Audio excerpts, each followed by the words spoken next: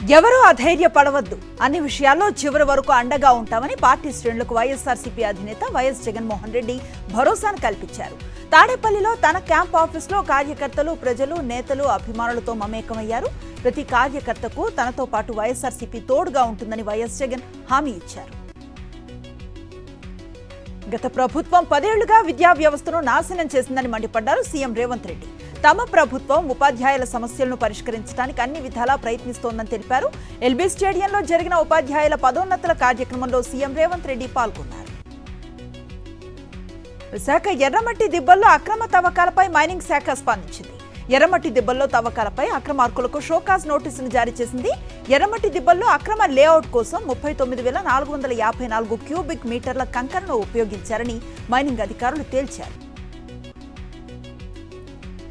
ప్రకృతి విలయతాండవం చేసిన కేరళలో వాయనాడ్లో సహాయక చర్యలు కొనసాగుతున్నాయి.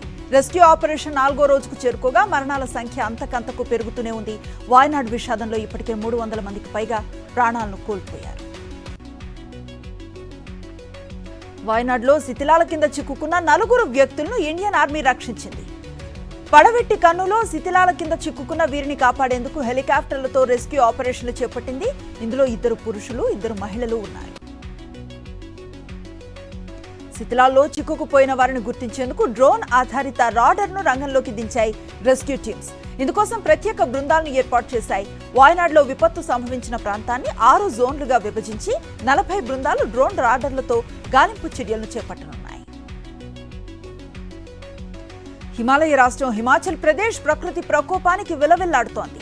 భారీ వర్షాలు, మెరుపు వరదలతో రాష్ట్రంలో అనేక ప్రాంతాలు అతలాకుతలం అవుతున్నాయి. వేర్వేరు ఘటనల్లో 7 చనిపోగా 60 మందికి పైగా గల్లంతయ్యారు. క్లౌడ్ బర్స్ట్ కల్లోలం సృష్టించిన రాంపూర్లో పర్యటించారు హిమాచల్ ప్రదేశ్ సీఎం సుఖ్వీందర్ సింగ్ సుఖు. వరద ప్రభావిత ప్రాంతాలను పరిశీలించారైనా బాధితులకు ప్రభుత్వం అండగా నిలుస్తుందని భరోసానిచ్చారు సీఎం. మహారాష్ట్ర థానేలో భారీ వర్షాలు, ఈదురుగాలులకు హోర్డింగ్ కుప్పకూలింది. డోంబువాలిలో రద్దీగా ఉండే సహజానంద్ చౌక్ ఏరియాలో జరిగిన ఈ ఘటనలో 8 వాహనాలు ధ్వంసమయ్యాయి. అధికారులు ఘటనా స్థలానికి చేరుకుని సహాయక చర్యలు చేపట్టారు. ఉత్తరాఖండ్లో భారీ వర్షాలు కురుస్తున్నాయి. సోన్ప్రయాగ, గౌరీకుండ్ మధ్య కేదార్నాథ్ జాతీయ రహదారి కొట్టుకుపోయింది. కేదార్నాథ్ లోయ మార్గం తెగిపోవడంతో ప్రయాణికులు వరదలో చిక్కుకుపోయారు. యాత్రికులను వాయుసేన రక్షించింది. కేదార్నాథ్లో చిక్కుకుపోయిన యాత్రికులను రక్షించడానికి చినూక్ MI-17 హెలికాప్టర్లను రంగంలోకి దింపి కాపాడారు. సూపర్ 6 పథకాలు అమలు చేయలేక టీడీపీ ప్రభుత్వం చేతులెత్తేసింది అన్నారు వైఎస్ఆర్సీపీ ఎమ్మెల్యే రేగా మత్స్యలింగం. ఎన్నికల్లో గెలవటానికి మాత్రమే సూపర్ 6 హామీలను ప్రకటించారని అన్నారు. వైఎస్ఆర్ జిల్లా సి కొత్తపల్లిలో టీడీపీ నేత రామచంద్రారెడ్డి తన అనుచరులతో పేదలపై దౌర్జన్యానికి దిగాడు. ప్రభుత్వ భూమిలో గుడిసెలు వేసుకుని నివాసం ఉంటున్న దళితులపై విచక్షణ రహితంగా దాడి చేశాడు. ఆ భూమి తనదంటూ గుడిసెలను ధ్వంసం చేశాడు. విజయవాడలో పంచాయతీరాజ్ కమిషనర్ కార్యాలయాన్ని ఫీల్డ్ అసిస్టెంట్లు ముట్టడించారు. తమను అక్రమంగా తొలగిస్తున్నారని ఆరోపిస్తూ ఆందోళనకు దిగారు.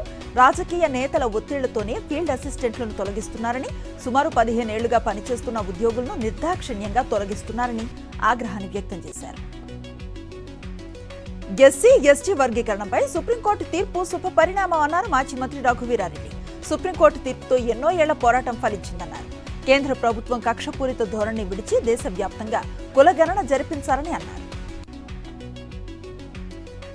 ఎస్సీ/ఎస్టీ వర్గీకరణ రిజర్వేషన్ను ఏపీలో వెంటనే అమలు చేయాలని నవ్యాంధ్ర ఎంఆర్పీఎస్ డిమాండ్ చేసింది. ఎస్సీ వర్గీకరణపై సుప్రీంకోర్టు ఇచ్చిన తీర్పును స్వాగతిస్తూ గుంటూరులో అంబేద్కర్ సర్కిల్లో అంబేద్కర్ విగ్రహానికి పాలాభిషేకం చేశారు నవ్యాంధ్ర ఎంఆర్పీఎస్ నాయకులు. జాతీయ జెండా రూపకర్త పింగళి వెంకయ్య 148వ జయంతి సందర్భంగా విశాఖలో 100 అడుగుల జెండాను ప్రదర్శించారు. పింగళి వెంకయ్యకు భారతరత్న అవార్డు ఇవ్వాలని వివేకానంద చారిటబుల్ ట్రస్ట్ అధ్యక్షులు జహీర్ అహ్మద్ కేంద్ర ప్రభుత్వాన్ని డిమాండ్ చేశారు. ఎన్టీఆర్ జిల్లా మైలవరం నియోజకవర్గం ఇబ్రహీంపట్నం రింగ్ సెంటర్లో మహాత్మాగాంధీ విగ్రహం వద్ద సిపిఐ ఆధ్వర్యంలో ఆందోళనకు దిగారు. ఇటీవల జరిగిన క్వారీ ప్రమాద బాధిత కుటుంబాలకు గనులు, కార్మిక శాఖలు నష్టపరిహారాన్ని చెల్లించాలని డిమాండ్ చేశారు. అల్లూరి సీతారామరాజు జిల్లా ఎటపాక మండలం గన్నవరం గ్రామంలో వరద సహాయం కోసం బాధితులు ఆందోళనకు దిగారు. వరద ప్రభావిత ప్రాంతాల్లో బాధితులకు 3,000 ఆర్థిక సాయం, నిత్యావసరాలు అందించాలని డిమాండ్ చేస్తూ రోడ్డుపై బైఠాయించి నిరసనలు తెలిపారు. ఏలూరు జిల్లా కొయ్యలగూడెం మండలంలో రైతులు చేస్తున్న రిలే దీక్షలు 4వ రోజుకు చేరుకున్నాయి. దళారుల చేతిలో మోసపోయిన అన్నదాతలకు ధాన్యం, మొక్కజొన్న సొమ్ములు ఇప్పించాలని డిమాండ్ చేస్తూ వంట వార్పు కార్యక్రమాన్ని నిర్వహించారు. శ్రీశైలం మల్లన్న సన్నిధిలో అపచారం జరిగింది. మద్యం సేవించి విధులకు హాజరయ్యారు సిబ్బంది. దీంతో సిబ్బందికి వ్యతిరేకంగా ఆలయం ముందు ధర్నాను చేపట్టారు భక్తులు. మద్యం సేవించిన వారిపై చర్యలు తీసుకోవాలని డిమాండ్ చేస్తున్నారు. తిరుమల రిసెప్షన్ విభాగంలో పనిచేస్తున్న సూపరింటెండెంట్ వ్యవహారం ఒకటి వెలుగులోకి వచ్చింది. వెయిట్ లాస్ డెమోలతో తమను ఇబ్బంది పెడుతున్నారంటూ భక్తుల ఆగ్రహాన్ని వ్యక్తం చేస్తున్నారు. ప్రకాశం జిల్లా మార్కాపురం దరిమడుగులోని ఓ ఇంజనీరింగ్ కాలేజ్ హాస్టల్లో అరుదైన జాతికి చెందిన అలుగు జంతువు ప్రత్యక్షమైంది. హాస్టల్ ఆవరణలో అలుగు జంతువు తిరగటంతో విద్యార్థినులు భయాందోళనకు గురయ్యారు. సమాచారం అందుకున్న ఫారెస్ట్ అధికారులు అలుగును స్వాధీనం చేసుకున్నారు. సీఎం రేవంత్ రెడ్డిపై బీఆర్ఎస్ ఎమ్మెల్యే పాడి కౌశిక్ రెడ్డి సంచలన ఆరోపణలు చేశారు. తమ సభ్యత్వం రద్దవుతుందో లేదో తెలియదు కానీ అమెరికా వెళ్లి వచ్చే వరకు సీఎం సభ్యత్వం రద్దయ్యేలా ఉందంటూ హాట్ కామెంట్స్ చేశారు. నిర్మల్ జిల్లా భైంసా పట్టణంలో సీఎం రిలీఫ్ ఫండ్ చెక్కుల పంపిణీ జరిగింది. మాజీ ఎమ్మెల్యే నారాయణరావు 11 మంది లబ్ధిదారులకు సీఎంఆర్ఎఫ్ చెక్కులను అందజేశారు. ఈ సందర్భంగా లబ్ధిదారులు ఆయనకు శుభాకాంక్షలు చెప్పారు. ఎస్సీ, ఎస్టీ వర్గీకరణపై సుప్రీంకోర్టు తీర్పును స్వాగతిస్తూ హన్మకొండలో కాంగ్రెస్ పార్టీ ఎస్సీ సెల్ ఆధ్వర్యంలో సంబరాలు చేసుకున్నారు. అంబేద్కర్ సెంటర్ వద్ద ఆయన విగ్రహానికి పూలమాలలు వేసి పాలాభిషేకం చేశారు. అనంతరం స్వీట్లను పంచుకున్నారు. సూర్యాపేట జిల్లా మేళ్లచెరువు మండల కేంద్రంలో మాదక ద్రవ్యాలపై అవగాహనను కల్పిస్తున్న పోలీసులు విద్యార్థులతో ర్యాలీని నిర్వహించారు. విద్యార్థులు, యువత మాదక ద్రవ్యాల బారిన పడి జీవితాన్ని నాశనం చేసుకోవద్దని పోలీసులు సూచించారు. నాగార్జున సాగర్ ప్రాజెక్టుకు జలకళ సంతరించుకుంది. ఎగువ నుంచి భారీ స్థాయిలో వరద వస్తూ ఉంది. దీంతో మరో 4 రోజుల్లో ప్రాజెక్టు నిండనుంది. ప్రస్తుతం ప్రాజెక్టులో నీటి మట్టం గేట్లను తాకి 549 అడుగులకు చేరింది. నీటి సామర్థ్యం 205 అడుగులకు చేరింది. ఉప్పల్ లిటిల్ ఫ్లవర్ స్కూల్ ముందు విద్యార్థి సంఘాలు ధర్నాకు దిగాయి. స్కూల్లో 2వ తరగతి చిన్నారిపై 9వ తరగతి విద్యార్థి అసభ్యంగా ప్రవర్తించారని పోలీసులకు ఫిర్యాదు చేశారు తల్లిదండ్రులు. సరైన జాగ్రత్తలు తీసుకుని ప్రిన్సిపాల్ను వెంటనే సస్పెండ్ చేయాలని విద్యార్థి సంఘాలు డిమాండ్ చేశాయి. మహబూబాబాద్ జిల్లా తొర్రూరులో కుమార్ అనే వ్యక్తి మిషన్ భగీరథ వాటర్ ట్యాంక్ పైకి ఎక్కి హల్చల్ చేశాడు. ఎర్రబెల్లి దయాకర్ రావు ఇచ్చిన మాట ప్రకారం తనకు దళిత బంధు ఇవ్వాలని, లేకపోతే దూకేస్తానంటూ బెదిరించాడు. కుమార్ను కిందకు దింపి పిఎస్ కు తరలించారు పోలీసులు.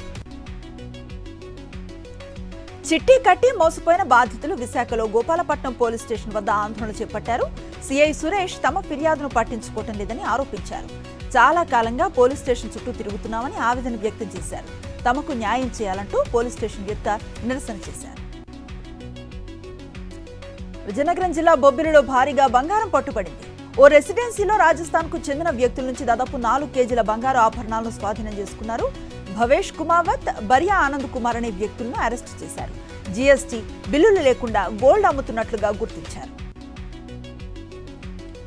జయశంకర్ భూపాల్పల్లి జిల్లా పెదకుంటపల్లి తండాలో పోలీసులు, ఎక్సైజ్ అధికారులు సంయుక్తంగా గుడుంబ స్థావరాలపై దాడులు నిర్వహించారు. దాదాపు 300 లీటర్ల బెల్లం పానకాన్ని ధ్వంసం చేశారు. గుడుంబ తయారు చేస్తే చర్యలు తీసుకుంటామని హెచ్చరించారు. జగిత్యాల జిల్లా మేడిపల్లి మండలం కొండాపూర్లో అక్రమంగా తరలిస్తున్న గంజాయిని పోలీసులు పట్టుకున్నారు. కిరాణా షాప్ పేరిట గంజాయి రవాణా చేస్తున్న శేఖర్ అనే వ్యక్తిని అరెస్ట్ చేశారు. నిందితుల నుంచి 565 గ్రాముల గంజాయితో పాటు ఒక బైక్ ను స్వాధీనం చేసుకున్నారు. హైదరాబాద్లోని వనస్థలిపురం ఇంజాపూర్ వద్ద సాగర్ హైవేపై రాబరీ గ్యాంగ్ హల్చల్ చేసింది. డ్రైవర్పై దాడి చేసి అతని కారును ఎత్తుకెళ్లారు. అంతేకాకుండా దొంగిలించిన కారుతో ర్యాష్ డ్రైవింగ్ చేస్తూ పలువురిని ఢీకొట్టారు. కేసు నమోదు చేసిన పోలీసులు ఇద్దరిని అదుపులోకి తీసుకున్నారు. తూర్పుగోదావరి జిల్లా దేవరపల్లి మండలం ఎర్నాగూడెం గ్రామంలో అగ్ని ప్రమాదం జరిగింది. మహాలక్ష్మమ్మ అనే మహిళ ఇంట్లో గ్యాస్ లీక్ అవడంతో ఒక్కసారిగా మంటలు చెలరేగాయి. ప్రమాదంలో సామగ్రితో పాటు ఇళ్లు పూర్తిగా కాలిపోయాయి. నీట్ యూజీ 2024 పేపర్ లీక్ పై సమగ్ర తీర్పును వెలువరించింది సుప్రీంకోర్టు. పేపర్ లీక్ లో వ్యవస్థీకృత ఉల్లంఘనలు జరగలేదని తేల్చింది. నీట్ ప్రశ్నాపత్రాల లీకేజీ హజీరాబాద్, పాట్నాకే పరిమితం అయ్యిందని పేర్కొంది సిజేఐ ధర్మాసనం. ఇలాంటి అక్రమాలు పునరావృతం కాకుండా కఠిన చర్యలు చేపట్టాలని ఆదేశించింది. లోక్సభలో ప్రతిపక్ష నేత రాహుల్ గాంధీ సంచలన ఆరోపణలు చేశారు. ఎన్ఫోర్స్మెంట్ డైరెక్టరేట్ తనపై సోదాలకు సిద్ధమవుతున్నట్టు ఎక్స్లో పోస్ట్ పెట్టారు. లోక్సభలో తన చక్రవ్యూహ ప్రసంగం కొందరికి నచ్చలేదని, ఈ నేపథ్యంలో తనపై దాడులకు ఈడీ రెడీ అయ్యిందన్నారు రాహుల్. వారిని ఆహ్వానించేందుకు సిద్ధంగా ఉన్నానంటూ ట్వీట్ చేశారు. కావేరీ పరివాహక ప్రాంతాల్లో కురుస్తూ ఉన్న భారీ వర్షాలతో కర్ణాటకలో డ్యాంలు పొంగి పొర్లుతున్నాయి. కావేరీ నదికి భారీగా వరద పోటెత్తింది. దీంతో దిగువకు నీటిని విడుదల చేశారు అధికారులు. ఉత్తరప్రదేశ్లో అయోధ్యలోని నాగేశ్వరనాథ్ ఆలయంలో భక్తులు శివుడికి జలాభిషేకం చేశారు.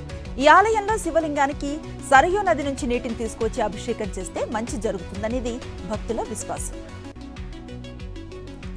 అమర్నాథ్ యాత్రకు భక్తులు పోటెత్తుతున్నారు. జూన్ 29వ తేదీన ప్రారంభమైన అమర్నాథ్ యాత్రకు రోజు వేలాది మంది భక్తులు హిమాలయాల్లోని మంచు శివలింగం దర్శనం కోసం బారులు తీరుతున్నారు. అమర్నాథ్ యాత్రలో భాగంగా 35వ బ్యాచ్ ప్రారంభమైంది. జమ్మూ కాశ్మీర్ రాజౌరిలో జిల్లాలో భద్రతా బలగాలు సోదాలు నిర్వహించాయి. అటవీ ప్రాంతంలో గుహ తరహా ఉగ్రవాద స్థావరాన్ని గుర్తించాయి. భద్రతా దళాలు గుహలో ఆయుధాలు, పేలుడు పదార్థాలను స్వాధీనం చేసుకున్నామని అధికారులు వెల్లడించారు.